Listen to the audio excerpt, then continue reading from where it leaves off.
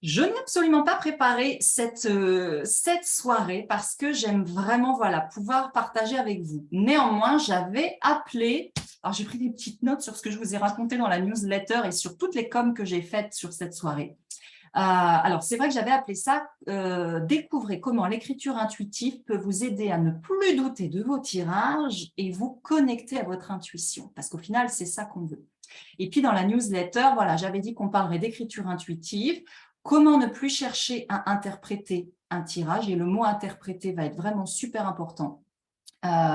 Comment utiliser de manière intuitive sans que le mental s'en mêle, en revenant dans le cœur. Quelle est la différence entre tarologue et tarothérapeute, ou tarologue humaniste, ou psychotarologue, ou praticien en tarot psychologique. Maintenant, il y a vraiment plein de manières de nommer ça.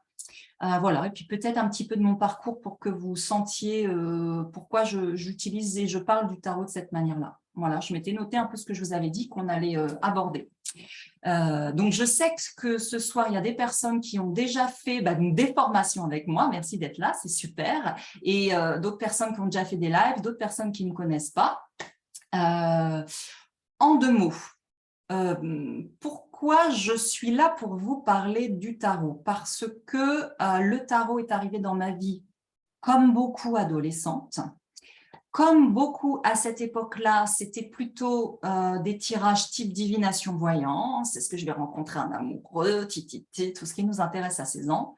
Voilà. Donc, comme on s'amuse, entre guillemets, à faire un peu de voyance à cet âge-là. Et puis, comme beaucoup, en grandissant, il se trouve que dans les tirages, je devais avoir 21-22 ans, j'ai vu un accident et le décès d'un ami d'enfance et j'ai complètement arrêté. J'ai complètement arrêté d'utiliser les cartes dans cet esprit de divination et de voyance. Alors aujourd'hui, pour aussi beaucoup d'autres raisons que simplement cette raison-là. Et puis le tarot est revenu bien plus tard, justement aussi par le livre de Jodorowsky, La Voix du tarot, donc il y a quand même un petit paquet d'années, parce que d'un seul coup, il ouvrait ce tarot à ce qu'est vraiment le tarot, c'est-à-dire qu'on peut faire de la voyance et de la divination avec, mais c'est quand même vraiment autre chose. Et donc, si vous avez vu un peu mon livre ou si vous avez regardé un petit peu ma chaîne YouTube, vous voyez que à la fois je pratique le chamanisme, à la fois il y a le tarot, à la fois je suis… Donc, moi, ma formation de base, c'est l'art. Hein, j'ai fait 7 ans d'études supérieures, donc je suis plasticienne à l'origine.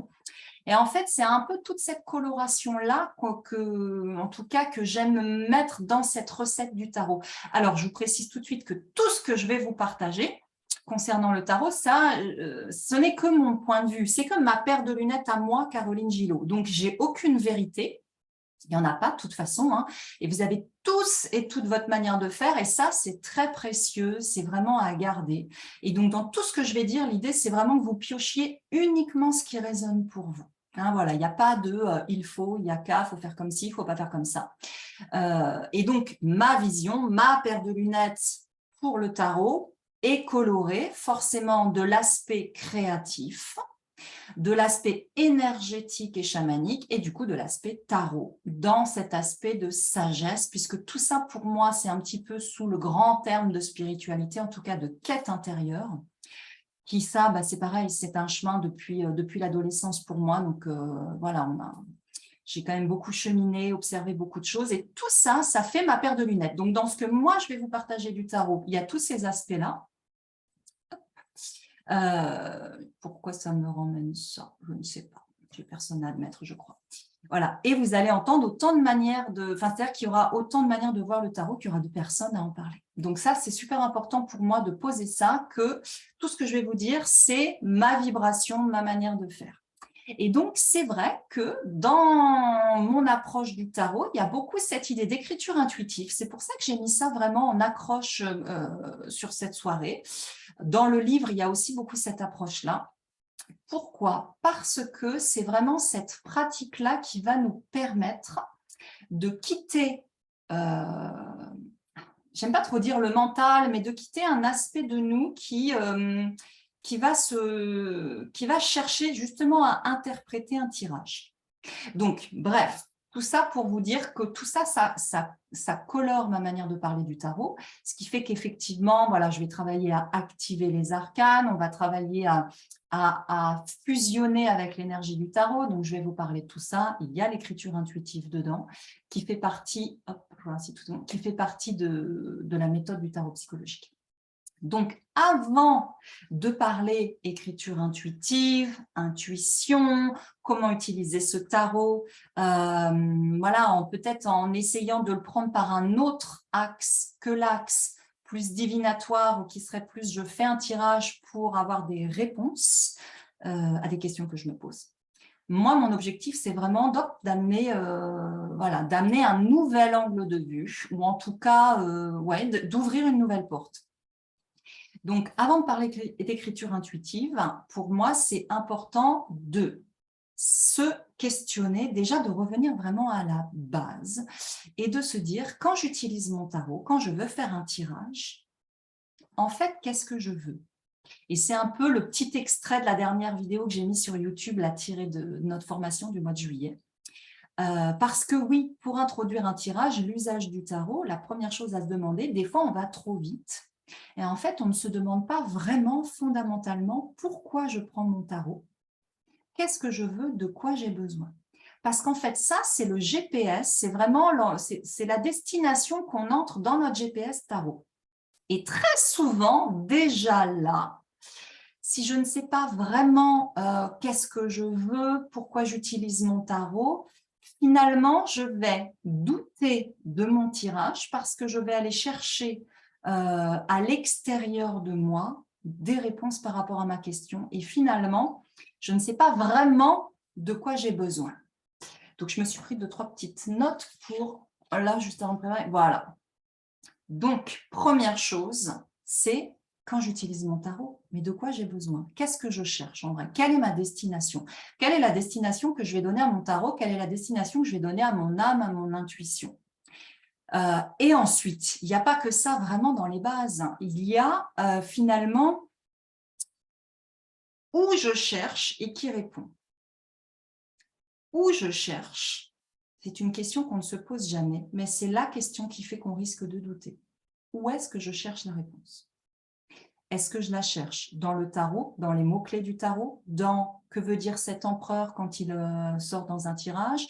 Je me demande si je dois vendre ma maison et je tire le monde. Qu'est-ce que le monde vient me répondre? La question où je cherche, elle est fondamentale. Parce que, en fait, la première fonction du tarot, c'est de nous permettre de communiquer avec nous-mêmes. En fait, vous le savez, le tarot, c'est un miroir. Les cartes qu'on a, qui sont là, par exemple. Une carte, sa première fonction, c'est de refléter mon monde intérieur. Sa première fonction n'est pas de répondre à ma question ou de me dire quoi faire. La première fonction du tarot, de ces cartes-là, c'est aussi pour ça que ce n'est pas un livre accroché, que c'est des cartes, parce que quand on dit c'est un miroir de mon monde intérieur. En fait, oui, la première fonction du tarot, sa première dynamique, c'est le fait d'être un outil d'introspection. Et quand on parle d'intuition, d'écriture intuitive, tirage tarot, c'est super important parce qu'on va très vite tomber aussi dans à qui je donne mon pouvoir. Je me demande, par exemple, je sur mon exemple, est-ce que je dois vendre ma maison? Est-ce que je demande ça au tarot en lui donnant mon pouvoir décisionnaire pour qu'il me dise si c'est une bonne idée ou pas? Est-ce que je donne mon pouvoir au médium que je vais voir, au tarologue que je vais voir? Ou est-ce que je donne mon pouvoir à moi-même, à l'intérieur de moi, pour aller chercher mes propres réponses? Mais c'est encore pas si simple que ça. Parce que, ok, la première fonction du tarot, c'est de refléter mon monde intérieur. On parle de chemin spirituel, on parle d'intuition, ça veut dire que je retourne à l'intérieur de moi. Intuitivo, c'est la papesse, elle te dit « assieds-toi et écoute ». Mais même, ferme les yeux, assieds-toi, ferme les yeux et écoute, fais silence. Donc, sa première fonction, c'est refléter mon monde intérieur. Donc, le tarot, c'est un téléphone. C'est un téléphone, sauf que Qui est-ce que j'appelle? Donc, de quoi j'ai besoin? Qu'est-ce que je veux? Pourquoi je l'utilise, mon tarot? Pourquoi je le prends? Il faut que je sois claire dessus. Quelle est ma destination GPS? Ok, je vais aller voir. Je prends mon téléphone. C'est un téléphone qui va me permettre de communiquer, je viens de le dire, avec moi-même. Sauf qu'avec moi-même, ça veut tout dire et ça veut rien dire. C'est-à-dire qu'une des premières fonctions, c'est de me relier à ma source intérieure. Donc, nous, on va dire à ma sagesse intérieure, à mon guide intérieur. Vous pouvez tout de suite vous dire que c'est pour vous relier à vos guides et puis aller demander à vos guides ce que vous voulez faire, à votre âme, aux anges. Donc, moi, je vais rester sur l'idée qu'on va aller demander à notre guide intérieur, à notre source intérieure. Le problème, c'est qu'à l'intérieur de moi, il n'y a pas que ça. Ça, c'est une vision un peu simplifiée de l'être humain. À l'intérieur de moi, il y a des désirs, des sentiments, des pensées, des peurs, des émotions. Et donc, pourquoi je doute parfois quand je fais un tirage, c'est parce que je ne sais pas quelle part de moi parle dans le tirage. Est-ce que ce sont mes peurs qui s'expriment à ce moment-là? Est-ce que ce sont mes désirs qui s'expriment à ce moment-là? Est-ce que ce sont mes sentiments, mes émotions, ce que je ressens en ce moment? Est-ce que ce sont mes pensées, mes idées, mes projections, mes perceptions du monde? Ou est-ce qu'au-delà de ça, c'est plutôt quelque chose de l'ordre de ma conscience, de mon âme, de mon être essentiel? Mais en fait, il y a comme des couches à traverser avant d'aller, alors on peut le faire vers le haut, on peut le faire vers le centre, c'est la même chose, puisque tout ce qui est, ce qui est le plus élevé est en fait le plus au centre. Si je veux utiliser mon tarot de manière intuitive, donc en allant communiquer, téléphone, allô, ma carte va me permettre d'aller communiquer avec une part de moi, ou des guides si vous voulez. Mais pour ça, je vais peut-être avoir besoin de traverser des couches en moi. Parce que moi, au quotidien, personnellement, je ne suis pas toujours dans mon intuition, je suis dans mes désirs, je suis dans mes peurs, je suis dans mes envies, je suis dans mes réactions à ce qui se passe. Et si je me pose et que je prends mon tarot rapidement en disant « bon, allez, je vais faire un tirage pour savoir, bling, bling, bling, hop, je prends mon tirage, je tire », et je suis connectée à quelle partie de moi? Est-ce que je suis connectée à mon corps mental? Est-ce que je suis connectée à mon corps émotionnel? Est-ce que je suis connectée à mon corps de désir? Est-ce que je suis connectée à mes peurs, tout mon corps de peur? Ou est-ce que j'ai réussi à aller me brancher à un autre endroit à l'intérieur de moi? Donc tout ça, c'est pour vous amener sur cette histoire d'écriture intuitive, d'utiliser le tarot avec intuition. Il faut encore se demander tout ça. Il faut se demander où je veux aller, comment j'y vais et finalement qui part de moi, qui parle à l'intérieur de moi. C'est ce qui fait que des fois, on fait un tirage et on doute. Mais qui est-ce qui doute à l'intérieur de moi? Donc souvent, on va se dire c'est le mental. C'est mon mental qui doute parce que je fais un tirage, allez hop, poum, au hasard, tchouk, j'ai la roue de fortune. Ah bah tiens, j'ai demandé s'il fallait que je vende ma maison, j'ai la roue de fortune. Ah bah la roue de fortune dans le tarot, elle parle de nouveau cycle. Bingo. Ah bah ouais, le tarot, il est en train de me dire qu'il faut que je vende ma maison. Oui, mais je suis pas sûre. Est-ce que je ne serais pas en train de faire dire un truc au tarot et que peut-être c'est pas ça qu'il veut dire? Mince, mais du coup, j'en sais rien en fait. Je suis pas sûre de ce que me dit le tarot. Donc, je vais aller voir dans les livres. Je vais aller chercher des méthodes, je vais lire tous les bouquins et je vais voir qu'est-ce qu'on dit sur la roue de fortune. Dans le tarot, que veut dire la roue de fortune dans le bouquin de Jodorowsky? Dans le tarot, qu'est-ce que Vincent Beckers, je ne sais plus là tous les noms qu'on a cités, qu'est-ce qu'il pense que ça dit? Dans le bouquin de Caroline Gillot, qu'est-ce que la roue de fortune, elle dit? Etc., etc., etc. Et en fait, là, je vais douter à fond. Parce que je ne suis pas branchée sur une source à l'intérieur de moi avec laquelle je vais aller communiquer. Ah, Sabine, c'est tout à fait ça. Ouais.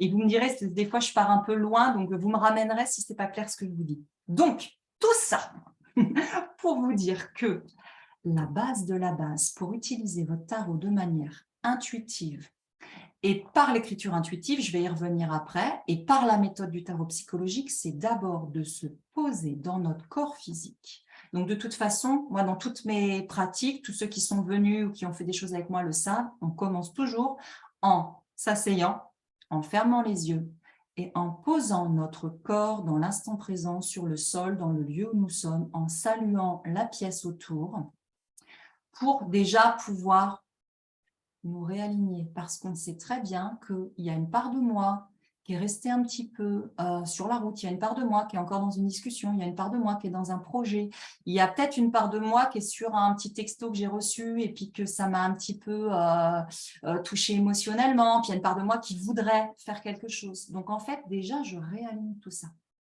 Je me pose. C'est hyper important. Souvent, on va trop vite quand on veut utiliser notre tarot. Et on oublie cet espace sacré. C'est pour ça qu'on aime le tarot. C'est parce qu'il nous permet de nous connecter au sacré. C'est quoi le sacré? Le sacré, c'est quelque chose de plus grand que moi. C'est mon corps, c'est le vivant, c'est la nature, c'est quelque chose de transcendant. Le tarot est sacré, mais c'est notre usage du tarot qui est sacré. Donc, revenir à mon corps. Première couche, la densification. Le plus dense, c'est mon corps. Je reviens à mon corps. Et puis, je me pose là. Et je traverse mes différentes couches. Mes désirs, mes émotions, mes peurs, mes idées, mes croyances, etc. Jusqu'à essayer d'aller me brancher sur quelque chose de plus grand que ça à l'intérieur de moi, de l'ordre de ma conscience, de mon âme, de mon ange intérieur, et peut-être encore au-dessus de guide, et peut-être encore en dessous, au-dessus carrément d'une espèce de source divine, qui en fait, si on revient au centre, est au centre de moi. C'est vraiment mon étincelle, c'est le plus profond à l'intérieur de moi. Donc déjà, j'ai envie de dire d'un point de vue pragmatique, pour utiliser le tarot de manière intuitive, il y a tout un travail de, on pourrait dire, de méditation. En tout cas, c'est pas, on n'est pas obligé de méditer comme ça pendant des heures, hein, mais de réalignement pour aller se brancher sur cet état à l'intérieur de nous. Ce que je conseille quand on a beaucoup d'idées, beaucoup de peurs, beaucoup de... C'est-à-dire, vous voulez faire un tirage sur une thématique et vous avez déjà un avis dessus. Eh bien, moi, je vous conseille de le noter. Notez tout ce qui vous vient, c'est-à-dire, je reprends mon exemple de, voilà, je voudrais vendre ma maison, qu'est-ce que je fais? Prenez d'abord, avant de prendre votre tarot, vous prenez une feuille et vous notez ce que vous en pensez déjà. Alors, bah oui, tiens, j'ai ce projet-là parce que, oui, mais du coup, j'ai un peu peur de ça, ouais, mais du coup, je désire ça, Et ça, vous le notez pour que vous soyez clair avec vous-même sur ces parts-là qui vivent déjà. C'est toutes les parts qui parlent à l'intérieur de nous, c'est très CNV, ça. Vous pouvez donner la parole à ça. Et ensuite, une fois que ces parts de vous ont parlé, vous pouvez utiliser votre tarot pour faire un tirage. Cette fois-ci, en vous branchant sur quelque chose qui est au-delà, au-delà de mes désirs, au-delà de mes peurs, au-delà de mes croyances, etc. Parce que sinon, le risque, c'est que quand je vais faire un tirage, allez, une autre qui se pointe, tempérance, je vais me dire alors, du coup, tempérance, ça veut dire ça, ça veut dire ça. Et là, je vais projeter dans tempérance mes peurs, mes désirs, mes croyances. Si je ne les ai pas conscientisés, je vais les projeter dedans. Donc, je reboucle au début de ce que j'ai dit, puis vous me demanderez si je ne suis pas claire. Finalement, il y a deux choses importantes quand je dis que le tarot, c'est d'abord quelque chose qui nous permet de refléter notre monde intérieur. C'est que des fois, vous allez me dire, bah oui, t'es marrante, mais j'en sais rien, moi, de quelles sont mes peurs, etc. Parfait. Avant de demander au tarot, voilà, comment faire pour vendre ma maison, trouver un nouveau job, trouver ma voie, trouver ma mission de vie, que sais-je. Avant de lui demander ça, on va lui demander, par exemple, montre-moi mes peurs. Quelles sont mes peurs réellement par rapport à cette question-là? Montre-moi mes croyances. Quelles sont mes croyances par rapport à ce sujet-là? Montre-moi quels sont mes désirs par rapport à ce sujet-là. Et en fait, là, c'est comme si je prenais à l'intérieur de... c'est tous nos corps énergétiques. Hein. On a un corps de désir, un corps mental, un corps émotionnel, etc. Et c'est comme si, en fait, déjà, on mettait tout ça à plat. On ouvrait tout à l'intérieur de nous et puis on disséquait notre être vraiment. Et là, ça va nous permettre de poser à plat. Quand on dit on pose à plat, c'est vraiment je vais poser à plat tout ça. Et ça va être beaucoup plus intéressant pour nous de poser à plat. Ok, j'ai envie de faire un tirage. Je reviens sur l'exemple de vendre ma maison. Voilà, j'aimerais avoir un conseil. Je vends pas, j'en sais rien. Qu'est-ce que je fais tout ça? Pourquoi je me pose cette question-là? Qu'est-ce que je veux dans le fond? Est-ce que j'ai besoin d'une confirmation? Est-ce que j'ai besoin d'un éclaircissement? Est-ce que c'est parce que je doute? Mais pourquoi je doute? Et donc, je vais mettre à plat tout ce qui vit à l'intérieur de moi In fine, si je veux, je peux demander au guide qu'est-ce qu'ils en pensent, etc. Mais le plus important, c'est de mettre à plat tout ça parce que c'est ça qui va me faire douter de mon interprétation après. Et donc, le truc le plus flagrant en consultation ou tout seul ou avec des amis, c'est vous faites un tirage. Alors, il faut que je vous parle du protocole du tarot psychologique, etc. Mais on invite toujours le consultant à s'exprimer sur les cartes. C'est jamais le tarologue qui interprète. On accompagne l'autre, il y a tout un protocole. Et en fait, vous faites tout ça et vous avez votre consultant, votre consultante, donc tout ça, il y a des éléments qui émergent, super intéressant. Il y a des débuts de pistes de compréhension. Et là, il y a le fameux « oui, mais ». Et alors, celui-là, on l'encadre parce que là, on démonte tout ce qu'on a. Oui, mais je ne sais pas comment faire. Mais on vient de passer une demi-heure dessus. Vous venez de passer une demi-heure sur votre tirage, vous avez médité, vous vous êtes connecté à votre tarot. Et à la fin, vous doutez de tout ça et vous dites « oui, mais si c'était mon mental qui inventait tout ça. Oui, mais si tempérance, c'est pas ça qu'elle voulait me dire dans mon tirage. » Si vous êtes tarologue, oui, mais si je me trompais et que j'interprétais carrément mal le tirage pour mon consultant. Oui, mais parce qu'on n'est pas parti, comment dire, d'une bonne manière dès le départ, en fait. Alors, hop, je vois, voilà, super, c'est ça. Ouais. Donc, je pars un petit peu, je suis en train d'ouvrir un petit peu tous les éléments, puis on va refocuser dessus. Donc, je m'étais pris une ou deux petites notes avant pour, voilà, pour un ou deux éléments que j'avais envie de vous raconter. Syndrome de l'imposteur, parfait, on va y revenir Sabine, c'est super important ce syndrome de l'imposteur, c'est pour ça que je l'utilise dans ma com, alors c'est accrocheur et tout, nanana, marketing, nanana, mais c'est vrai, c'est super vrai, c'est super puissant et ouais, Benoît aussi tu rebondis dessus, bon, alors on va en parler rapidement du syndrome de l'imposteur parce qu'il est réel et enfin voilà, on va en reparler.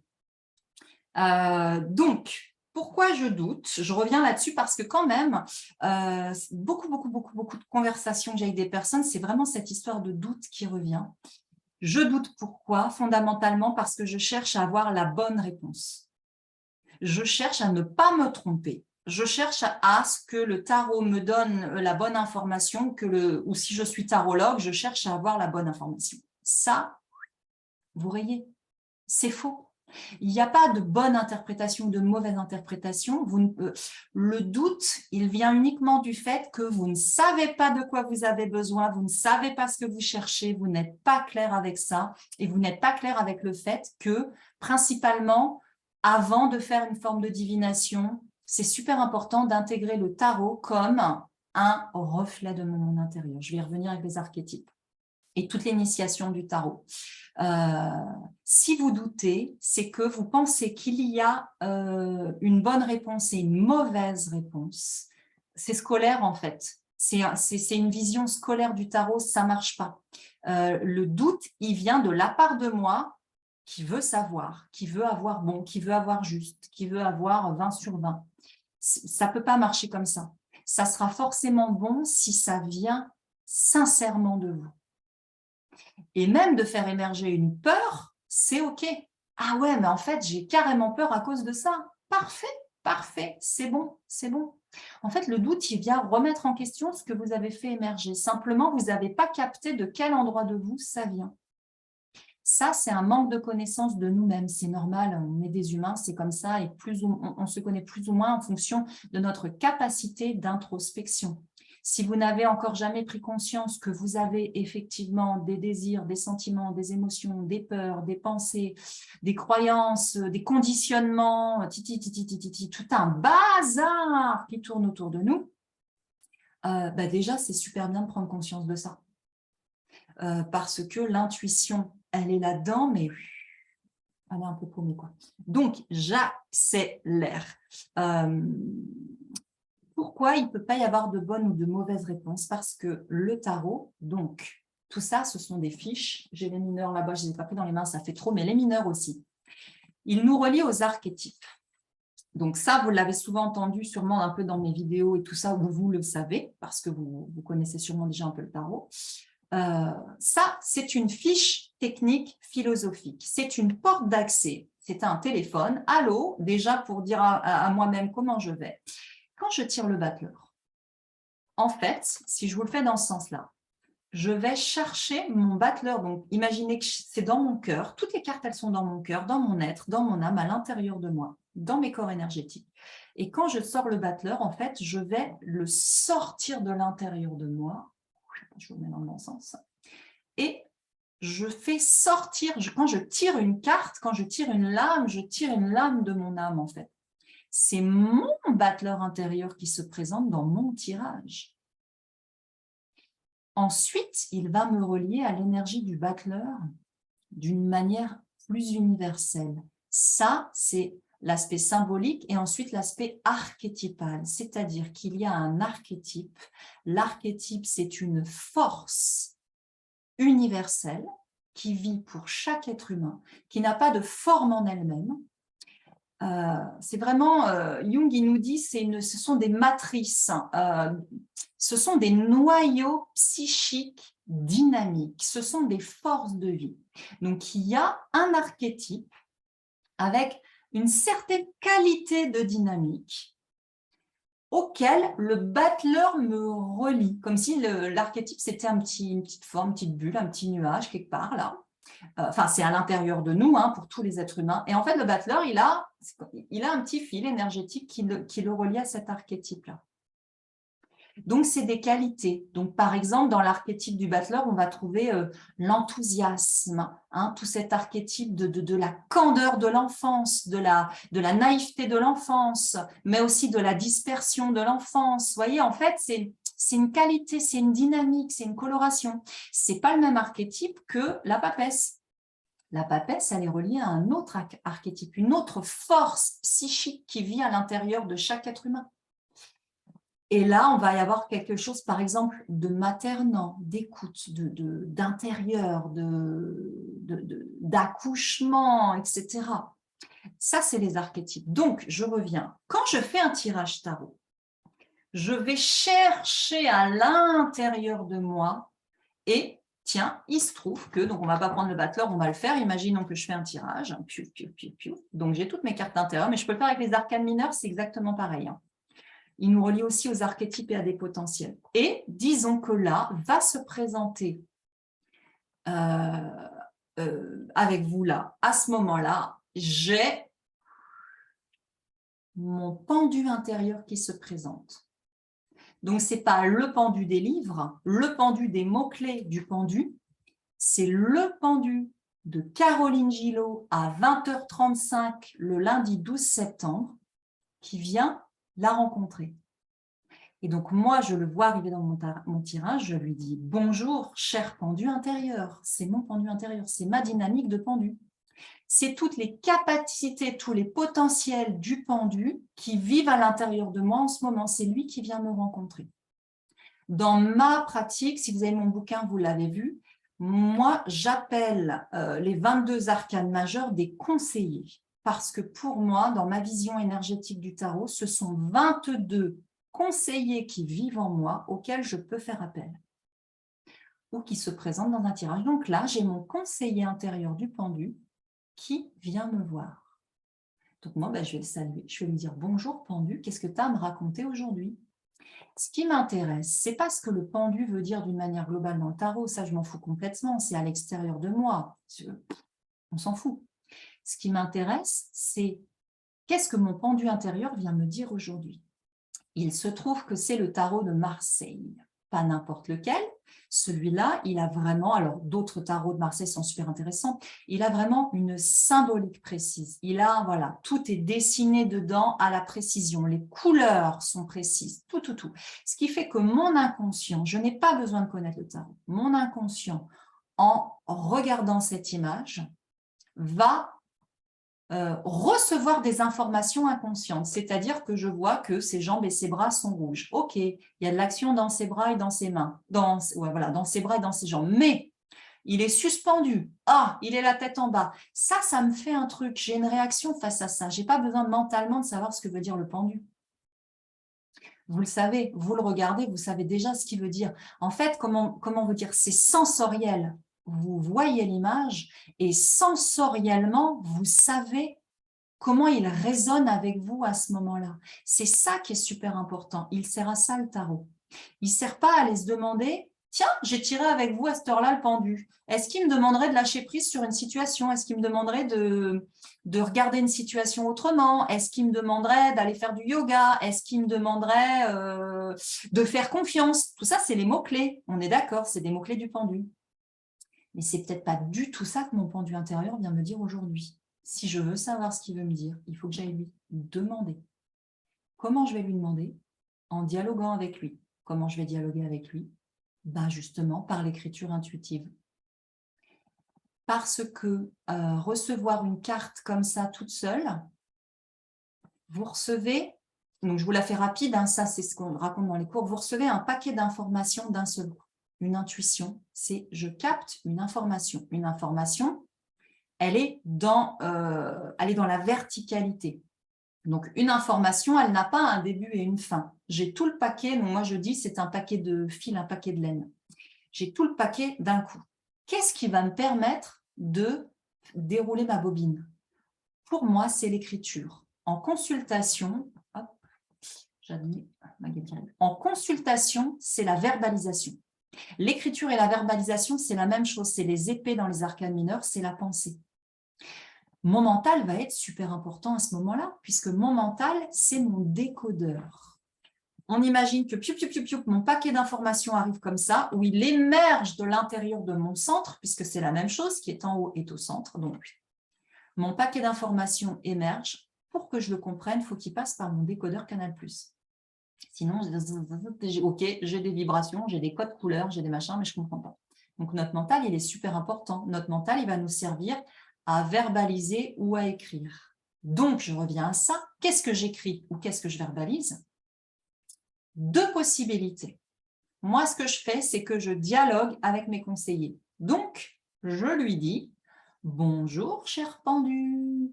Tiens, et là, je dis ce que je ressens, mes émotions, corps émotionnel, ce que je ressens au moment où je le vois. » Ça arrive souvent, vous savez, souvent on tire la même carte. Donc, ça arrive souvent pendant les formations que ça fait 3 fois. Il y en a qui vont se reconnaître là, qui disent « Ah, encore, je l'ai déjà eu hier et avant-hier. » Ça, c'est une réaction. Ou alors, si c'est une carte que vous n'aimez pas, vous dites « Ah non, j'aime pas trop celle-là. » Deuxième réaction. Si vous l'aimez bien, c'est « Ah, génial, j'adore. » Troisième réaction. Donc, en fait, bonjour, cher pendu. Ma réaction. « Ah, bah dis donc, je t'ai déjà tiré 3 fois cette semaine. C'est pas que je me lasse, mais j'ai l'impression que tu insistes. » En fait, il faut parler au tarot comme à des amis. Il faut vraiment, alors vous écrivez ou vous enregistrez. Si vous voulez verbaliser, enregistrez-vous. Vous prenez votre dictaphone. C'est super important de laisser le fil de la parole ou de l'écriture se dérouler. Mais il faut faire ça de manière hyper naturelle. Oh, bah tiens, je suis super contente de te rencontrer. Ben justement, voilà. Qu'est-ce que tu en penses? Parce que je me demande si je dois vendre ma maison. Il va dire, mais pourquoi tu te poses cette question-là? Bah, je me la pose parce que quand même, tu comprends, titi. Ah bon, tu te poses ça? Mais regarde, moi, je suis suspendue, on s'en fout. Bah oui, toi, tu es suspendue, mais moi, je m'en fous pas. En fait, vous pouvez tout à fait rentrer en dialogue avec votre carte de tarot.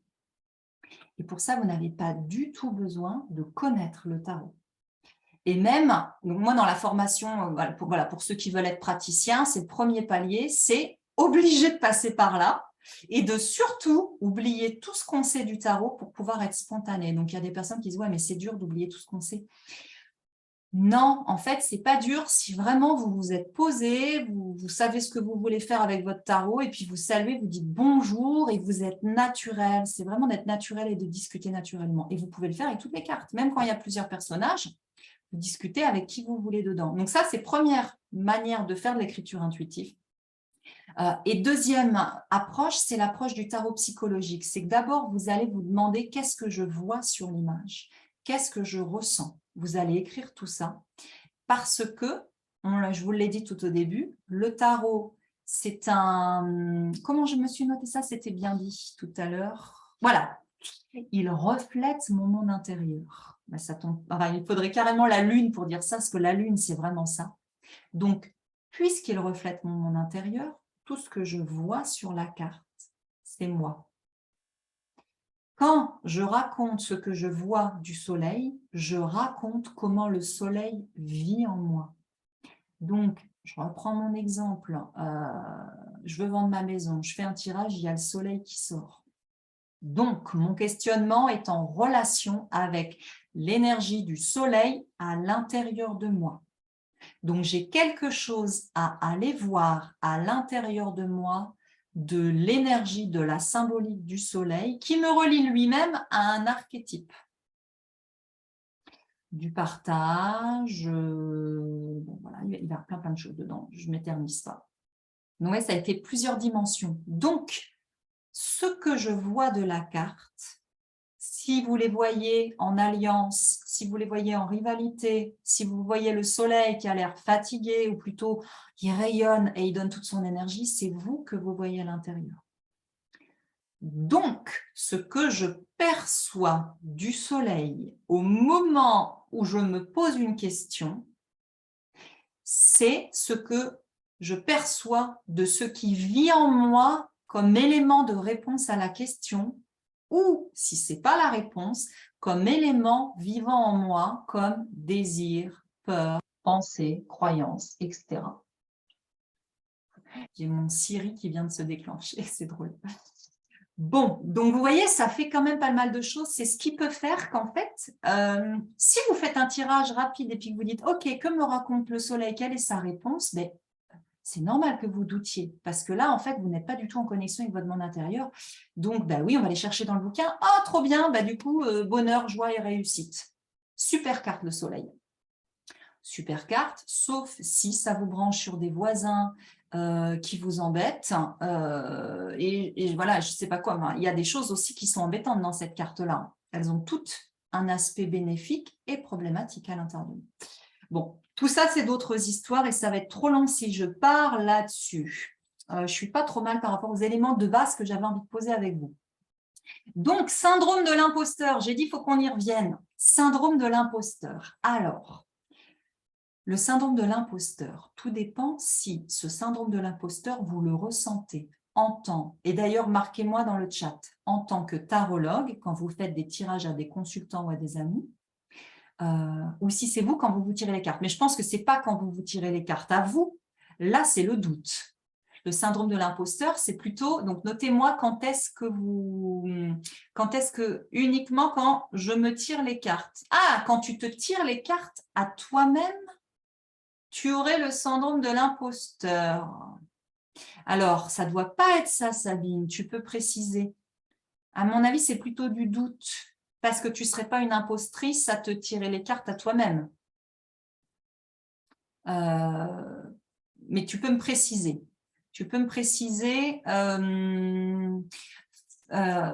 Benoît, tu disais terrible celui-là. Je pense que tu parlais aussi de ce syndrome quand on tire les cartes aux autres. Alors, tu vas me préciser. Alors, ça peut être avec les gens aussi. Tu te dis, est-ce que je ne suis pas en train de dire n'importe quoi, même si je fais beaucoup par les consultants? Ouais. Alors, on va se rassurer, à tout moment, on peut dire n'importe quoi. Tout thérapeute, tout magnétiseur, tout psychothérapeute, tout ça peut dire n'importe quoi. En fait, il faut se détendre. Ce qui se passe, donc là, on va parler en consultation et puis je vais revenir, Sabine, sur si tu le ressens quand tu tires les cartes pour toi. Il faut se détendre parce que une consultation, alors moi je vais dire plutôt en tarot psychologique. Alors peut-être je fais un tout petit peu la différence pour ceux qui ne connaissent pas et je reviens dessus. Je regarde un peu vos commentaires en même temps et je vais regarder. Je fais une toute petite différence parce qu'effectivement, si vous êtes dans une posture de tarologue qui va accueillir quelqu'un voilà, qui se pose une question et que c'est vous, bon, même si vous lui donnez le paquet qui tire ses cartes, mais que c'est vous qui interprétez le tirage en disant alors du coup, bah, justement, il y a le pendu, il y a l'impératrice, nanana. Dans le tarot, ça pourrait vouloir dire ça, ça, ça et ça. Là, vous êtes dans la posture du tarologue. Quand vous êtes en tarot psychologique, tarot-thérapeute, tarologue humaniste à peu près, vous allez faire parler le consultant sur les cartes. Donc ça, c'est une méthode.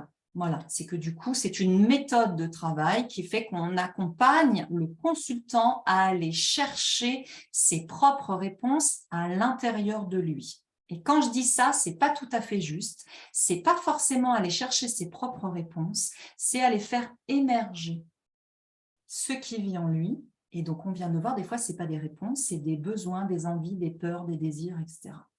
Tout ce qui vit à l'intérieur de lui par rapport à sa problématique. Donc, c'est deux postures différentes. On va travailler différemment. Effectivement, même dans cette posture-là, où tu accompagnes, voilà, comme tu sais le faire, tu peux toujours dire n'importe quoi. En fait, ce qu'on oublie, c'est que le consultant qui est venu, c'est un grand garçon, c'est une grande fille. Et qu'en fait, la question principale, c'est qui a le pouvoir. La problématique principale avec le tarot, c'est l'inconscient collectif qui est encore sur ce tarot, mais ça y est, ça bouge quand même beaucoup, qui est un inconscient collectif de « je vais aller voir pour qu'on me dise ». Oui, Benoît, de nombreux consultants viennent en fait pour avoir une validation de ce qu'ils aimeraient entendre. Ouais. En fait, si on part du principe qu'on accueille quelqu'un qui est une personne, comment je pourrais dire, mature pas en âge, mature dans sa maturité affective, parce que notre plus grand problème, en fait, c'est notre maturité affective. C'est ce qui fait qu'on doute, qu'on n'a pas confiance en nous, qu'on n'a pas une bonne estime. Enfin, il y a plein de raisons à ça. Je ne critique pas parce que moi-même, j'ai été une petite fille hyper peureuse, gavée de doutes, aucune confiance en moi. Donc, alors là, le sujet, il n'y a aucun souci, je le connais très bien et je suis vraiment en compassion avec ça parce que c'est difficile. On accueille quelqu'un qui a déjà ses réponses, qui sait déjà ce qui est bon pour lui. Nous, on ne sait pas ce qui est bon pour lui. Lui, il sait ce qui est bon pour lui. Notre rôle, c'est de l'aider à conscientiser ce qui est bon pour lui.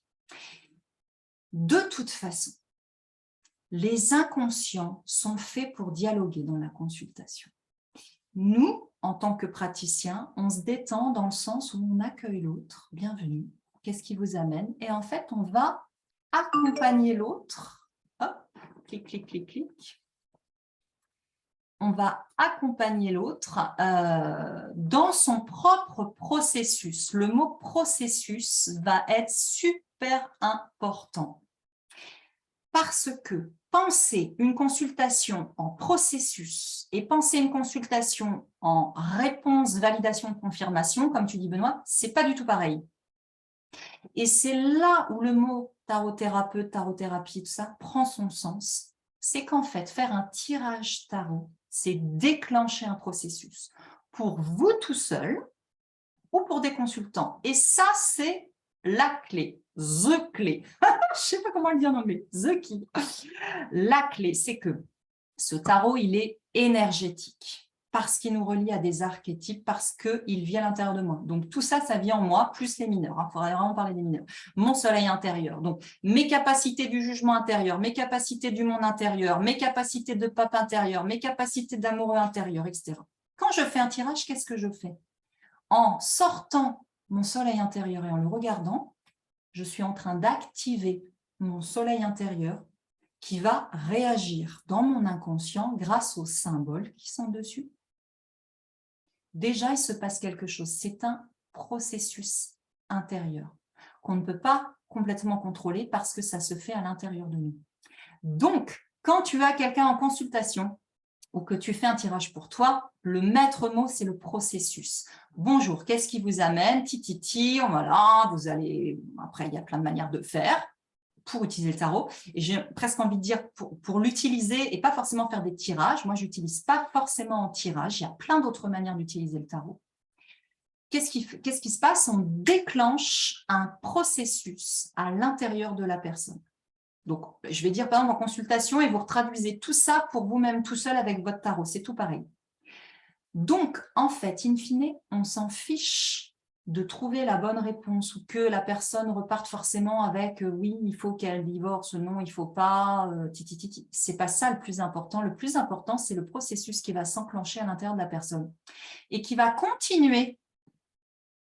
J'ai envie de dire à cuire, là, on met ça à mijoter un peu sur le poêle comme à l'ancienne, là, avec le feu de bois, on met le couvercle, on met tout doux le feu. Et en fait, ça va mijoter. Et c'est là où le travail, il est intéressant, Si on s'intéresse au chemin spirituel, à l'intuition, au développement personnel, interpersonnel, à la croissance, c'est ça qui nous intéresse. C'est comment je vais me défaire de mes conditionnements, me défaire de mes croyances, me libérer petit à petit de certaines peurs, accueillir mes peurs, mes émotions, etc. C'est ça qui nous intéresse. Si je veux juste que le tarot me dise ce que je dois faire, je suis à un niveau de compréhension, j'ai envie de dire, très, très dense, quoi. Mais ce que je veux dire, c'est pas un jugement, c'est juste en termes de densité, c'est très dense. C'est-à-dire que, OK, peut-être qu'en sortant de la consulte, donc comme tu dis, la personne ça a permis de valider ce qu'elle avait besoin d'entendre, etc. Mais est-ce que c'est vraiment ça qui est important? Est-ce que c'est ça qui nous fait pousser dans notre vie? Est-ce que c'est ça qui nous permet de rayonner? Oui et non, c'est les deux. C'est les deux en même temps. Il n'y a pas besoin de dézinguer l'un ou l'autre, mais on prend tout. Donc, quand vous savez ça, déjà, on se détend parce qu'on sait que la personne, en faisant un tirage, de toute façon, elle va faire émerger des potentialités à l'intérieur d'elle qu'on va observer, qu'on va mettre en lumière. On va mettre en lumière des potentialités. C'est hyper intéressant. Et le processus, il va se faire. Et là, le pendu qui était là tout à l'heure, il va dire confiance, l'œuvre se fait. Je le recherche, mon petit pendu, parce que finalement, je pense que c'est ça qu'il est venu nous dire là. Quand je le tire, il est là. Je le trouve plus. Il nous dit confiance. Là, on pourrait le prendre vraiment en clé de processus intérieur de tirage. Lui, il dit, il y a un rythme. C'est le rythme de l'univers, c'est le rythme cosmique, c'est le 12, c'est ton rythme intérieur, c'est le rythme de la vie qui dit que tu ne fais pas pousser l'herbe en tirant dessus et que de toute façon, ce pendu nous dit aussi, même si à l'extérieur, on a l'impression qu'il ne se passe rien, à l'intérieur, l'œuvre se fait. On sait que le pendu, c'est vraiment le bébé qui mature dans le ventre de la maman. C'est tout ce qui mature à l'intérieur de nous ou dans l'univers. Vous avez demandé à rencontrer l'homme idéal, la femme idéale, je ne sais pas quoi, le compagnon de vie, tout ça, il n'arrive pas, il n'arrive pas. Il est en route. Sauf qu'avant qu'il arrive, qu'elle arrive, etc., il faut que machin déménage, parce que du coup, il faut que l'autre, il trouve un autre boulot, parce que du coup, il faut que machin, il vende sa maison pour que truc arrive et que du coup, piouk, ça arrive jusqu'à vous. Donc, tout ça pour dire que ce qui nous intéresse, c'est ce processus qui s'enclenche grâce à un tirage. Pour nous, tout seul, c'est pareil. Prenez des notes quand vous faites un tirage et revenez-y. Un tirage, ça se travaille. Vous revenez une semaine après, vous relevez le couvercle et vous regardez comment ça mijote à l'intérieur. Et là, ça sent bon et vous dites « Waouh, ben génial, je vais remettre à mijoter un petit peu. Je vais peut-être retouiller. » Retouiller, c'est quoi? C'est revenir discuter avec mon conseiller. Si vous avez fait un dialogue avec ce que moi j'appelle votre cercle de sagesse, ben vous revenez discuter avec lui. Parce qu'une semaine plus tard, moi, mon pendu intérieur, il a bougé, c'est plus le même. Il ne me raconte pas tout à fait la même chose. Il me dit, ah, bah tiens, tu sais, depuis une semaine, il y a déjà des petites choses que tu n'as pas vues, mais ça a bougé, clac, clac, clac. Il y a eu 2-3 petits verrous à l'intérieur de toi, et en fait, ça y est, ça évolue. Donc, on soulève. En consultation, en tarothérapie, ça peut tout à fait être de suivre quelqu'un qui revient un mois après. On peut suivre des gens avec le tarot, c'est hyper intéressant. Et voilà, piouf, on continue le travail, on continue le chemin. C'est un chemin, en fait. C'est pour ça qu'on parle de chemin du sacré, de chemin initiatique, etc. Donc, bref, comme je ne m'arrêterai jamais de parler, je regarde ce que vous avez mis. Et donc, je reviens à ce syndrome de l'imposteur quand même. Parce que ce syndrome de l'imposteur, il vient de deux choses. Là, je suis en train d'en évoquer une, mine de rien. Ce syndrome de l'imposteur, il vient du fait de croire que je dois trouver la bonne réponse, que la personne doit repartir du coup avec des réponses, etc. Alors, bien sûr que c'est ce qu'on a envie, il ne faut pas blaguer, on est des humains, mais mon syndrome de l'imposteur, il vient quand je ne suis pas positionnée au bon endroit. Et là, les histoires de prise de pouvoir sont super importantes. D'où, je vais encore dévier, mais d'où le fait de se demander vraiment, et c'est vrai que j'insiste là-dessus dans la formation, à la fin de la formation, quand on commence à arriver sur l'aspect professionnel, d'où l'intérêt de se demander pourquoi, sur l'aspect pro, là, ça ne vous concerne pas forcément tous, mais pourquoi je veux faire ça? Parce qu'il y a à la fois mon élan d'âme, je ne sais pas, j'ai un appel, j'adore le tarot, ça vibre, j'ai envie d'accompagner les gens, ok. Mais derrière, sur quelle blessure ça se pose? Parce qu'on en a tous des blessures. Moi, j'étais une petite fille qui doutait, j'étais hypersensible, donc j'avais peur de tout. J'ai grandi avec des parents qui étaient assez flippés de tout aussi, donc c'est comme ça. Donc, je doutais, je n'avais pas confiance en moi, j'avais toujours l'impression que les autres savaient mieux. Ben moi, ça se pose là-dessus, au début, ma pratique du tarot. Comme je n'ai pas confiance en moi, je me dis que le tarot va m'aider à trouver les bonnes réponses. Ça se pose là-dessus. Donc, nos manques d'estime de nous, nos blessures, elles sont là. Quand vous voulez être praticien, c'est supra important de les connaître, ces blessures-là, pour savoir que, oui, c'est vraiment la justice. Oui, j'ai l'élan de tout ça, j'adore le tarot, ça me parle, spiritualité, je veux gna gna gna gna gna gna, je veux tirer les cartes, ou je veux être médium, ou tout ça. Peu importe l'élan de votre âme, ça c'est juste, c'est ce que vous sentez, c'est juste. Mais à côté, il y a toutes vos blessures. Et en fait, ça s'appuie aussi là-dessus. C'est-à-dire que moi, j'ai une âme d'enseignante, c'est comme ça depuis toujours. J'aime bien aussi être un peu celle qui sait, celle qui va avoir la réponse, celle qui va éclairer. J'adore quand les gens ou les amis, d'un coup, ils disent oh, « Merci, ça y est, grâce à toi, je vois le truc autrement. » Ben, je suis super contente parce que ça vient nourrir un besoin en moi. Alors, en CNV, on pourrait parler d'un besoin de contribution. Il y a quelque chose en moi qui aime ça, qui a besoin, parce que ça s'appuie aussi sur des blessures de vie qui vont venir de mon enfance, de mes parents, tatata. Et ça, il faut absolument en avoir conscience. Parce que si j'ai une mauvaise estime de moi, peut-être que je vais aller dans des thématiques ésotériques parce que ça va me permettre d'avoir la sensation que j'ai un don particulier. J'ai de l'énergie dans les mains, je suis médium, je suis canal, etc., etc., etc. Ça, c'est vrai, mais ça s'appuie aussi sur cette problématique de l'élu qu'il y a souvent dans les films ou dans les contes, c'est que on m'a dit que j'avais l'énergie dans les mains. D'un coup, je vaux quelque chose, parce que jusque-là, j'avais peut-être l'impression que je ne valais pas grand-chose. Et c'est peut-être vrai, je ne remets pas en question, mais ça s'appuie quand même sur une blessure narcissique. Et de toute façon, il ne faut pas se leurrer, dans les chemins spirituels, ça s'appuie souvent sur des blessures narcissiques. Archétype du sauveur, la sauveuse. Moi, je suis dans l'archétype de la sauveuse. Je le sais que ça s'appuie dessus. Je le sais que dans tout ce que je fais, le chamanisme, il y a de l'archétype de la sauveuse là-dedans. Et pourquoi je vous dis ça? Parce que le jour où vous avez une consultation qui ne se passe pas bien, vous animez un atelier, c'est compliqué, vous avez l'impression que vous n'avez pas réussi, ou la personne, elle vous a dit un truc et ça vient appuyer sur votre blessure, vous avez envie de tout arrêter. Et vous dites, oh non, moi j'en ai marre, moi j'arrête, nanana, parce que ça s'appuie sur des blessures. Donc, bref, je reviens à mon syndrome de l'imposteur. Le syndrome de l'imposteur, il peut déjà prendre sa source là-dedans. Pourquoi vous voulez faire ça? Pour ceux qui veulent en faire quelque chose. Pourquoi? Est-ce que c'est parce que ça vous donne du pouvoir? Parce que ça nous donne du pouvoir. Il ne faut pas déconner, ça nous donne du pouvoir. On a du pouvoir quand on connaît le tarot. On a du pouvoir quand on connaît des tirages, quand on sait faire ça. Ça nous donne du pouvoir. Donc, comme on dit, à grande connaissance, grande responsabilité, qu'est-ce que j'en fais de ce pouvoir-là? Si je fais croire à l'autre que moi, je vais pouvoir lui dire ce qu'il faut faire, attention, parce que du coup, je suis en train de prendre le pouvoir sur l'autre. Donc, méfiance dans la consultation, qui a le pouvoir en réalité? Est-ce qu'on est deux êtres humains avec un tarot et qu'on dit, et donc ça, je vais vous en parler justement pour se détendre, suivons le chemin ensemble, moi je ne sais pas. Je ne sais pas où on va aller, mais par contre, j'ai très envie d'y aller avec toi parce que je trouve ça génial, l'aventure du tirage. Allons-y ensemble.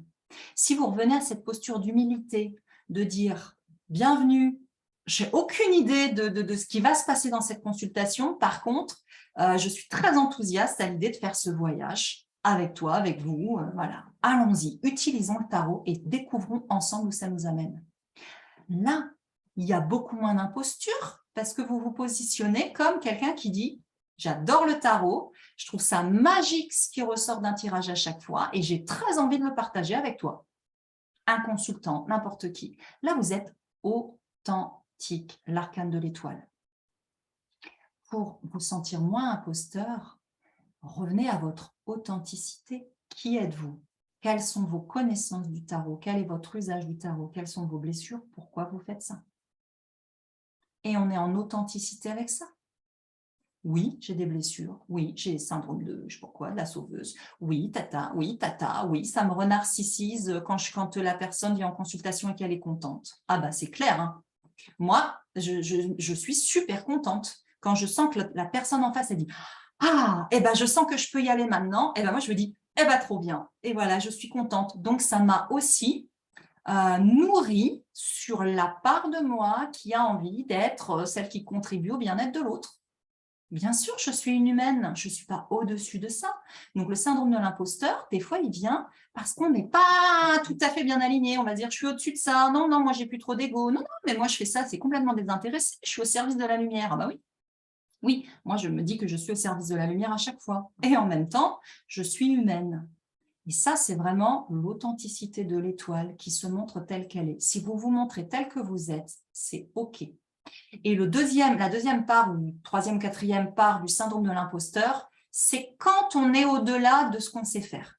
Si vous connaissez pas bien le tarot, alors, si vous connaissez pas bien le tarot, c'est pas le mot. Ce qu'il y a avec le tarot, c'est que pour ne pas se sentir imposteur, en tout cas, c'est vraiment les témoignages de ce que me disent les étudiants de la formation. C'est ce que me disait d'ailleurs une étudiante sage-femme suisse, j'adore, si elle regarde le replay, je te fais coucou. Elle me disait, ça y est, je me sens légitime. Pourquoi? Pas parce qu'elle fait la formation Caroline Gillot, ça on s'en fiche. Parce que en faisant la formation, elle est amenée à traverser l'énergie de toutes les cartes. Donc, sur les arcanes majeures, vous, si vous voulez en faire un moment un job, mais on va voir pour nous aussi, c'est très intéressant, vous avez à devenir des initiés du tarot. Des initiés du tarot, ce n'est pas compliqué. Être initié à quelque chose, ça veut dire l'avoir traversé. Comment je traverse le tarot? Pas en achetant plein de formations, pas en lisant 10 000 livres qui font que vous allez dire, et c'est les témoignages que j'ai des fois, j'ai encore l'impression que j'en sais pas assez, que je n'en sais pas assez. C'est du savoir. Le savoir, il est mental. On en a besoin. Attention, hein, je ne le retire pas. Il y a plein de savoirs. Moi, quand j'enseigne le tarot, il y a plein de savoirs. Mais ce n'est pas le savoir qui fait de vous des initiés, c'est la traversée, c'est le chemin. Donc, le syndrome de l'imposteur, il vient du fait de ne pas avoir traversé l'énergie de tous les arcanes, au moins des 22 majeurs. Après, les mineurs, si vous utilisez les mineurs. Si vous n'avez pas fait l'expérience de savoir comment vit en vous le pendu, comment vit en vous l'impératrice, comment vit en vous le soleil, titi, titi, titi, sur les 22, vous ne pouvez pas accompagner quelqu'un à sortir de son âme une lame de tarot. Si vous-même, vous n'avez pas sorti de votre âme, c'est même l'âme de tarot, ça ne marchera pas. Vous ne serez pas en résonance. Vous savez, en fait, on est tous en résonance. Donc, vous allez vous sentir imposteur parce qu'en fait, ce n'est pas que vous n'en savez pas assez. Il faut en savoir, vous allez en apprendre, bien sûr, mais c'est que dans votre cœur, il n'est pas intégré ce tarot. C'est l'arcane de l'ermite. Le bâton sur lequel vous vous appuyez du tarot, ce n'est pas un bâton d'expérience, c'est un bâton de pape mental plutôt. Vous pouvez acheter toutes les formations que vous voulez, théoriques. Il y a des personnes qui me disaient qu'il y a des formations, il y a des moyens mémotechniques pour se souvenir des mots-clés, des cartes. Alors, je comprends, moi, dans mon vécu, ça ne peut absolument pas marcher comme ça.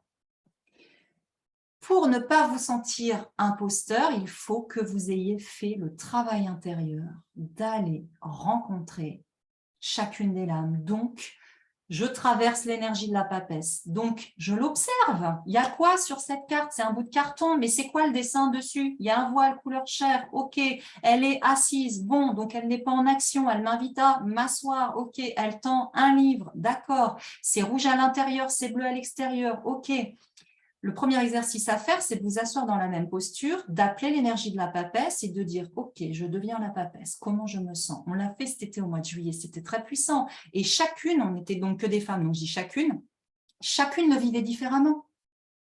Et à chaque fois, donc moi je le refais avec les participants, donc on se met dans le sens de la papesse, on appelle l'énergie, donc ça c'est chamanique, hein, on appelle l'énergie de la papesse.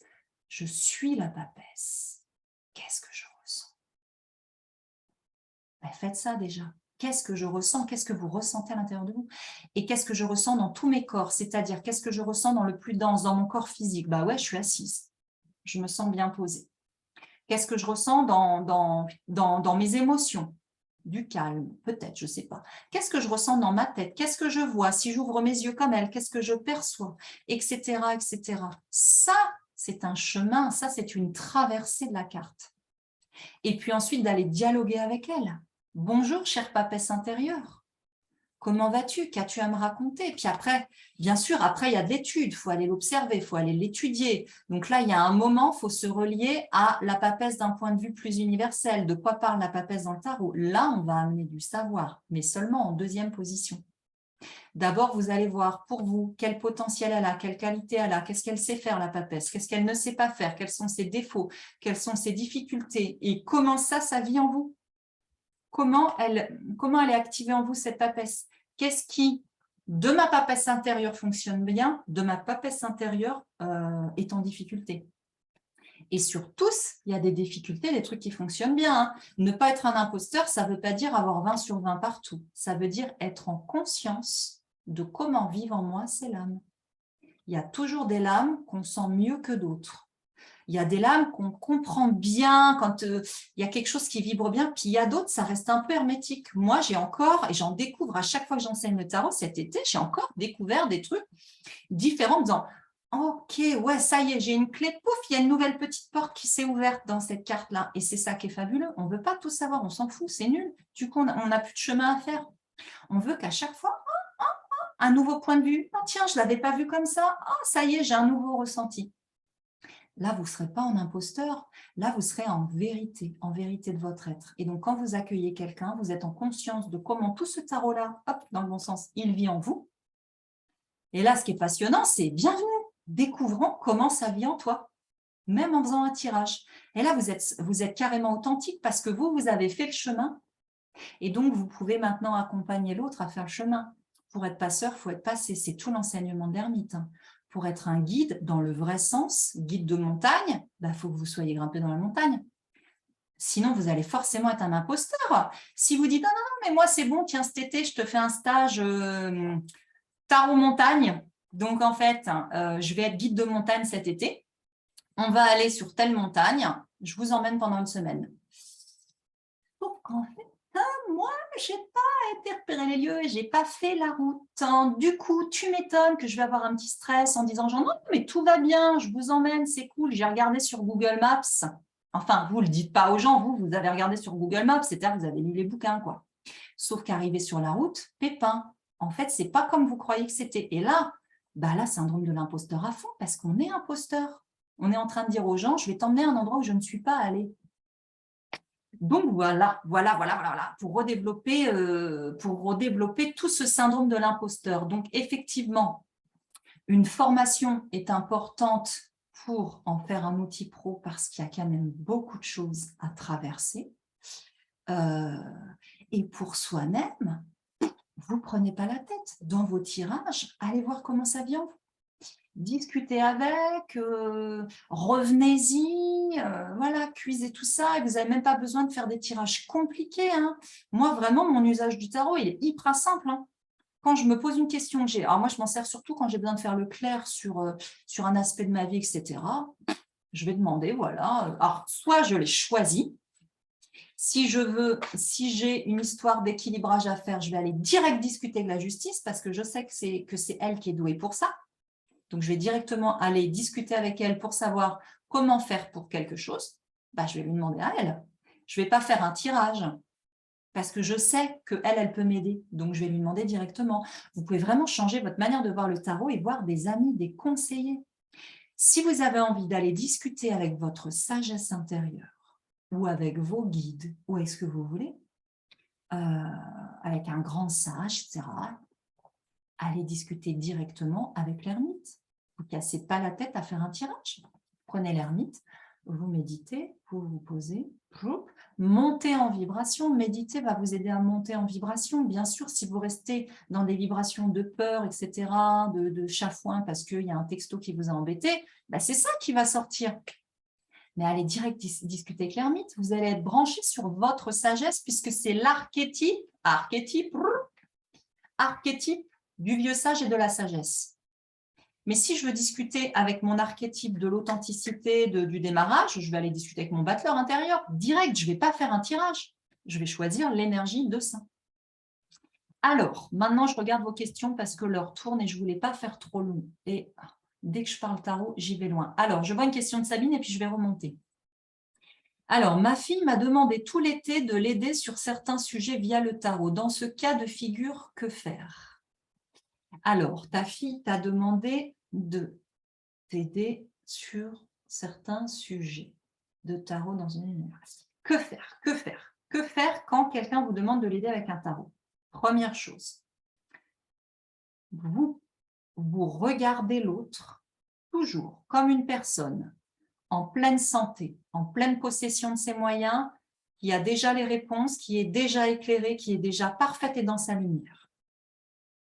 Donc, en fait, là, je réponds déjà à la question. Je vais plus loin, mais ça, c'est pour tout. Donc, ta fille, tu l'accueilles d'abord, avant même de tarot et tout ça, tu l'accueilles en mode « je te regarde comme une femme ou une jeune femme, je ne sais pas quel est son âge, lumineuse, merveilleuse, qui vit peut-être une situation sur laquelle elle a besoin d'éclairage, mais tout le reste va bien. » Donc déjà, tu l'accueilles comme ça. Elle garde son pouvoir, elle est actrice. Et si elle est victime de quelque chose, on la voit quand même comme avec une capacité de pouvoir et on accueille la victime, bien sûr, avec amour et empathie. Hein, ça, toujours. Ensuite, avec le tarot, tu vas lui demander de quoi elle a besoin. CNV, ça c'est CNV, on en parle dans les formations CNV, de quoi j'ai besoin. Et vous le savez, c'est typique, c'est un peu le truc les hommes et les femmes. Les femmes, quand elles ont un problème, elles discutent avec leur compagnon. Et le compagnon, il veut trouver des solutions. Et les femmes, elles ne veulent pas des solutions, elles veulent qu'on les écoute. De quoi elles ont besoin? Elles ont besoin d'amour, d'écoute, de compassion. Peut-être que quelqu'un d'autre, ce qu'il a besoin, ce n'est pas qu'on l'écoute, c'est qu'on lui trouve vite des solutions. Donc, tu accueilles ta fille, merveilleuse, tu l'aimes, elle est belle, en fait, tout va bien, mais il y a un truc où il y a peut-être un souci. Ma chérie, de quoi as-tu besoin? Ça, c'est dans la discussion. De quoi as-tu besoin? De quoi tu as vraiment besoin intérieurement? Ça, c'est la première question. À partir du moment où elle sait de quoi elle a besoin, déjà, souvent, il n'y a même pas besoin de sortir le tarot. Et s'il y a besoin quand même, parce qu'elle dit « j'ai besoin de faire le clair sur une situation », tu vas utiliser le tarot pour l'aider à faire le clair sur sa situation. Donc, sur quoi tu aimerais faire le clair? Qu'est-ce que tu as besoin de comprendre? Ok. Eh bien, alors, on va aller voir cette chose-là. En fait, c'est intéressant de couper en petits bouts. C'est le diabole, mais le diable, on en a besoin, c'est notre capacité d'analyse. Diabolos, je divise en petits bouts, mais c'est important. Je ne vais pas prendre tout le gros problème. On ne va pas s'en sortir. De quoi tu as besoin? Je voudrais voir clair. Ok. Sur quoi tu voudrais voir clair? Il y a ça, il y a ça, il y a ça, il y a ça. Ok. On en prend un. C'est comme, c'est comme, vous savez, en coaching, du coup, on va visualiser notre vie idéale. Par exemple, moi, c'est mon sujet, donc vous allez me dire, je rêve de me mettre à mon compte, de me lever le matin, de regarder mon agenda, d'avoir des consultes, d'animer un atelier, je suis tarologue, je suis tarothérapeute, je ne sais pas quoi. Ok, ça, c'est loin. Ça, c'est la projection. Mais comment je fais pour aller là-bas? Il faut que je découpe les étapes en petites étapes. Et encore en petites étapes. Et encore en petites étapes. Sinon, c'est impossible. C'est trop compliqué et on va laisser tomber. Et notre saboteur intérieur, il va dire, oh, laisse tomber. On va aller faire autre chose. Donc, ça, c'est pour répondre à ta question, Sabine. Et après, comment tu vas utiliser le tarot? Là, après, il va y avoir plein de manières. Là, c'est vraiment comment on va l'utiliser. Ce que tu peux, en fait, tant que tu vas aider ta fille à verbaliser, ça va l'aider. Tout usage que tu vas avoir du tarot pour l'aider à verbaliser, ça va l'aider. À partir du moment où elle va aller trouver des ressources. D'ailleurs, j'en profite pour vous dire une chose qui est vraiment intéressante dans l'accompagnement ou dans les tirages pour vous-même, et je me le dis à moi-même en vous le disant, c'est que souvent, on focus trop sur les problèmes. Pourquoi? Pourquoi j'ai ce problème-là? Quel traumatisme dans mon enfance? Pourquoi j'y arrive pas? Pourquoi? Et en fait, on ne va pas chercher des ressources. Or, pourquoi? Ça peut être intéressant, mais on met de l'énergie sur le problème. Alors qu'utiliser le tarot pour aller chercher des ressources, sur quoi m'appuyer, sur quel bâton, qu'est-ce que je mets dans mon bâton de l'ermite, ça va nous redynamiser puisque ce sont des énergies à l'intérieur de moi. Tu peux tout à fait faire un tirage avec ta fille pour dire, écoute, on va aller demander à ton tarot intérieur, au tarot, sur quelles ressources t'appuyer pour telle situation. Ta fille va tirer une carte, bim, allez, imaginons qu'il y a la justice. Toi, tu dis rien. Tu demandes à ta fille, qu'est-ce que tu vois sur la carte? Comment se ressent le personnage? Et tout de suite, parce que, d'autant plus avec la justice, que si elle a un problème, elle risque de voir la justice et elle va projeter son problème dessus. Donc, si elle est triste, elle va dire oh, bah, elle est triste. Donc là, ça va être dur d'aller trouver une ressource. Donc, tout de suite, pour toi ou pour la personne, tu demandes ok, à ton avis, ce personnage sur cette carte, qu'est-ce qu'il sait bien faire? Donc là, a priori, elle sait prendre des décisions et elle sait sous-peser le pour et le contre. Ok, donc la ressource dont tu aurais besoin par rapport à ton questionnement, peut-être, ça serait d'aller puiser dans cette capacité en toi de sous-peser les choses, prendre une décision, j'ai n'importe quoi. Donc, c'est très intéressant. Donc là, je réponds un peu à Sabine pour sa fille, mais finalement, pour nous tous dans un tirage, c'est très intéressant d'aller chercher des ressources, puisque ça me branche sur un archétype qui est une quantité de potentialité. Super, merci Sabine. Ouais, c'est chouette si ça t'éclaire. Donc, dans l'usage du tarot, moi, ce que j'aime beaucoup faire aussi, c'est activer les arcanes. Donc, voilà, on fait un petit peu de magie, tout ça, comme j'ai un petit peu derrière, là, parce qu'on pose des intentions, etc., parce que ça sert à ça aussi, puisque ça nous relie à des potentialités et à des énergies, on peut aussi aller demander. Vous savez, quand on dit dors avec cette carte, porte-la sur toi, voilà, si tu as besoin de te poser, d'agir dans la matière, peut-être, allez, prends ton empereur avec toi. Moi, des fois, je prends mon empereur avec moi pour être bien posé dans la matière, comme j'ai tendance un petit peu à m'en aller un petit peu là-haut. Des fois, il faut que je redescende bien. Je prends mon empereur et je lui dis, allez, tu me files un coup de main. Là, je redescends bien dans la matière. Mais je peux aussi aller l'activer. Parce qu'en activant l'empereur à l'extérieur de moi, dans la carte, j'active mon potentiel d'empereur à l'intérieur. Mais ça marche surtout si je les ai d'abord traversés. Il faut qu'il y ait une connexion énergétique avec eux. Il faut que je les connaisse, que je les mâchouille un petit peu, que je les travaille. Et ça, ce n'est pas forcément en lisant des livres.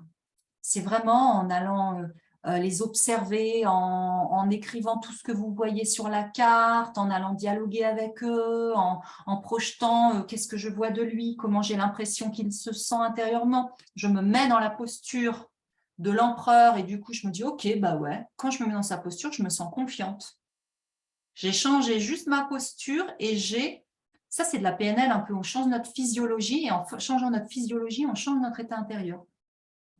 Et d'un coup, là, moi, en me mettant dans la posture de l'empereur, d'un coup, il y a un truc où je me sens bien plantée, je me sens sûre de moi, je me sens confiante. Allez, c'est bon, c'est parti, j'y vais. Et ça se trouve 2 minutes avant, en fait, je n'étais pas confiante. Mais tout ça, ça dépend de votre connexion au tarot, bien sûr. Et je vais lire vos questions et puis je vais arrêter là. Ça marche tout pareil avec les arcanes mineurs. C'est juste que comme ce ne sont pas des personnages, sauf la famille royale, c'est plus difficile de faire du tarot projectif. Pour moi, donc on dit majeur, mineur, hein, vous savez, c'est comme en musique, hein, la gamme majeure et la gamme mineure, c'est juste que ce sont des gammes différentes. Mais il faut tout ensemble. Hein, pour le tarot, c'est vraiment les deux ensemble.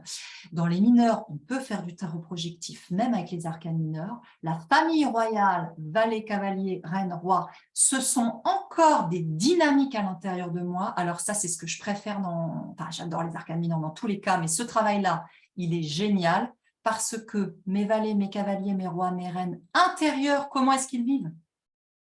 Mon roi, mon roi de cœur, mon roi de coupe, comment il vit à l'intérieur de moi? Mon valet de coupe, comment il vit à l'intérieur de moi? Mon cavalier de coupe, mon élan, là, comment il vit à l'intérieur de moi? Et ça, pareil pour tous. Donc, rien que faire ce travail-là avec vos 4x4 familles royales avec les arcanes mineures, c'est extra puissant. Il vous relie aussi aux archétypes. Voilà, ce sont des dynamiques dans nos vies, les arcanes mineurs. Donc, je peux activer les arcanes majeures, mais une fois que je connais les arcanes mineurs, j'active les arcanes mineurs. Je focus encore plus vite. Si j'ai besoin de concrétiser mes idées, penser de manière très rationnelle et raisonnable, je vais prendre mon 4 d'épée.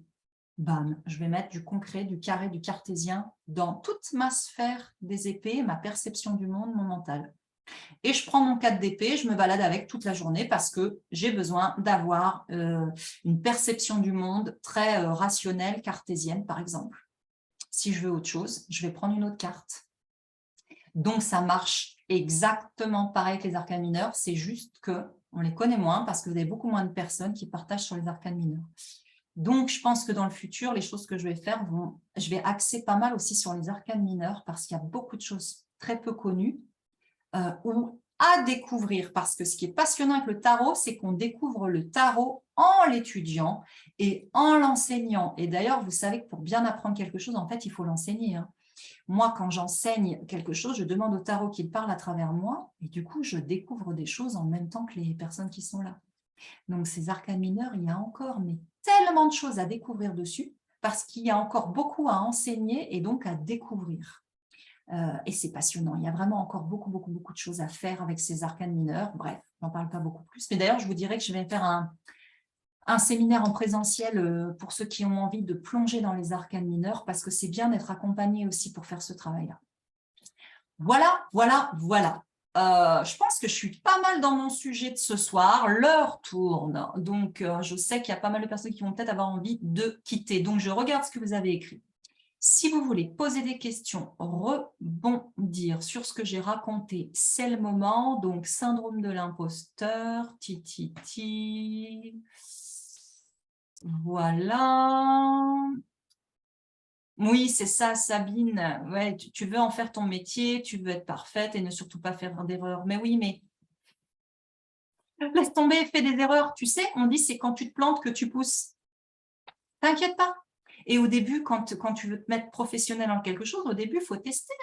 Ta légitimité, tu ne l'auras qu'en faisant. C'est parce qu'on fait. Tu vas faire des erreurs, mais c'est pas grave, on en fait tous, il n'y a aucun problème. Ça, c'est encore nos croyances et nos conditionnements qui disent qu'il ne faut pas faire d'erreur. Mais l'erreur n'existe pas. C'est juste une expérience. Ne t'inquiète absolument pas de ça, tu vas faire du mal à personne. Si tu crois que tu vas faire vraiment du mal à quelqu'un, c'est que tu penses que la personne est très vulnérable en face. Et là, il faut rééquilibrer quelque chose à l'intérieur. Donc, tout ça, j'ai lu.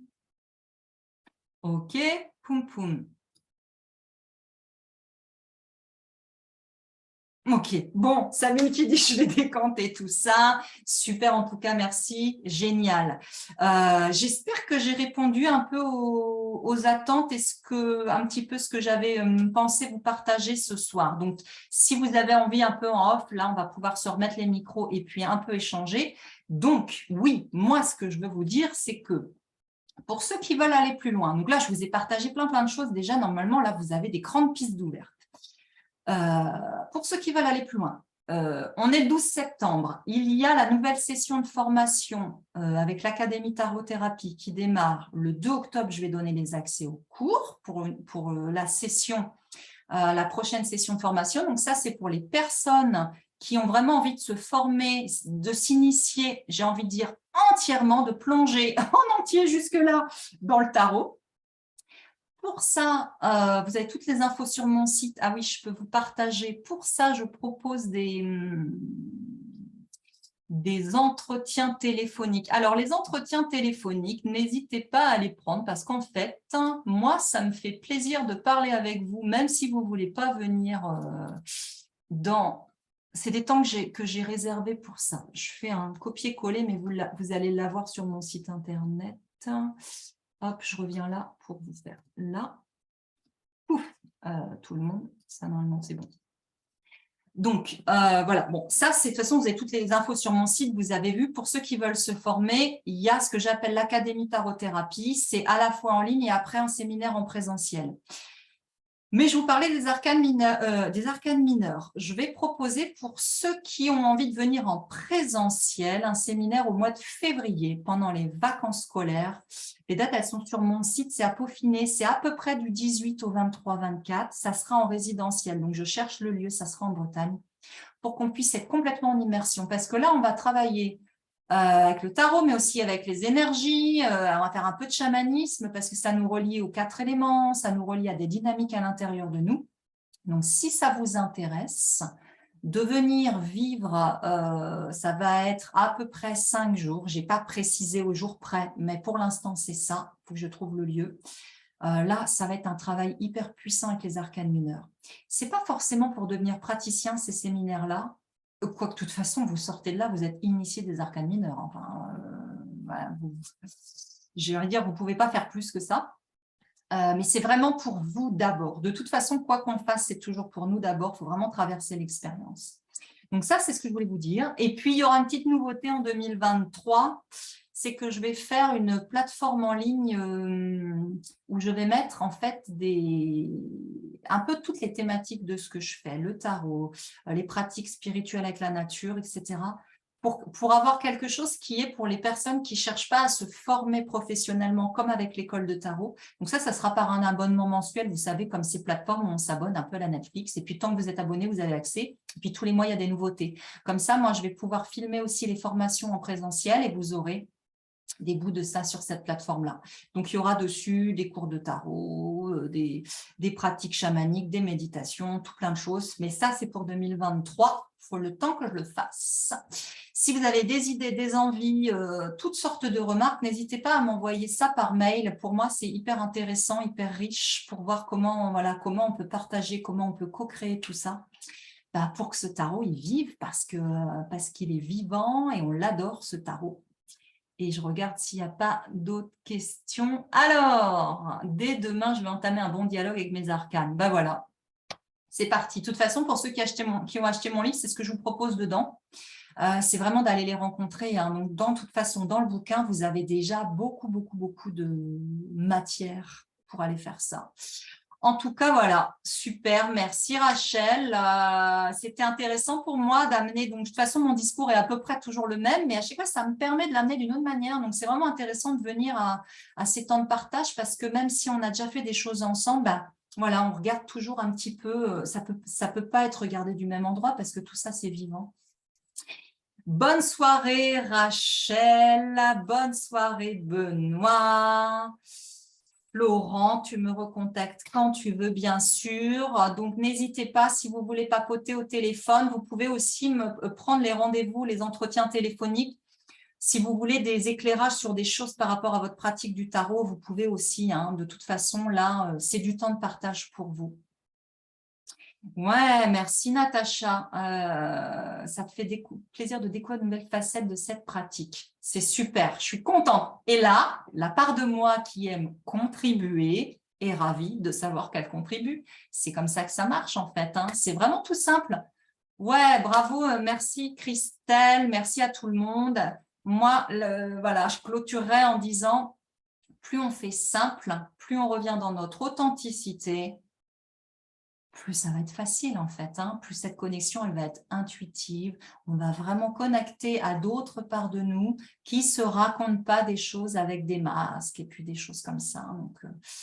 Donc voilà, bon voyage avec le tarot. Si vous n'avez pas de questions, si quelqu'un veut échanger avec son micro 2 minutes avant de quitter, vous pouvez. Je vais arrêter l'enregistrement. Je dis bye bye à tous ceux qui vont regarder en replay. Grande soirée à tout le monde, bonne journée à ceux qui regardent tout ça en replay et puis à très bientôt ici ou ailleurs, je verrai quand je remettrai des lives en place. Je vous souhaite une bonne soirée, j'arrête d'enregistrer et ceux qui veulent rester avec leur micro peuvent rester avec moi. Alors, moi,